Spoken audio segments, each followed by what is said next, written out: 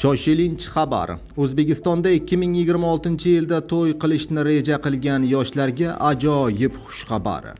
Endilikda O'zbekistonda nikoh qurganlarga pul mukofoti beriladi. Tezda pullaringizni oling. Assalomu alaykum, hurmatli tomoshabinlar. O'zbekiston va jahonda sodir bo'layotgan eng so'nggi va dolzarb xabarlarni o'tkazib yubormaslik uchun hoziroq like tugmachasini bosib qo'yishni unutmang. Like bosganlar video rolik oxirida 15 ming so'm egasi bo'lasiz. Diqqat qiling. Endilikda O'zbekistonda 21 yoshdan so'ng nikoh qurganlarga moliyaviy rag'batlantirish beriladi. Prezident tomonidan imzolangan farmonga ko'ra, erta nikoh va erta tug'ruqning oldini olish bo'yicha yangi choralar joriy etilmoqda. Asosiy yangiliklar: nikohni 21 yoshga yetgan shaxslar o'rtasida tuzish uchun qo'shimcha moliyaviy qo'llab-quvvatlash mexanizmi joriy etiladi.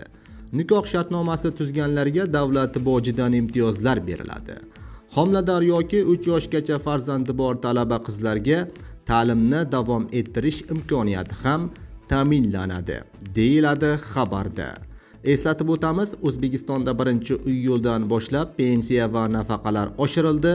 1-sentyabrdan boshlab esa ish haqqi va stipendiyalar 7% ga oshiriladi. Aziz do'stlar, video rolik ostiga like bosib, videoni yaqinlaringizga ham yuborib qo'ying.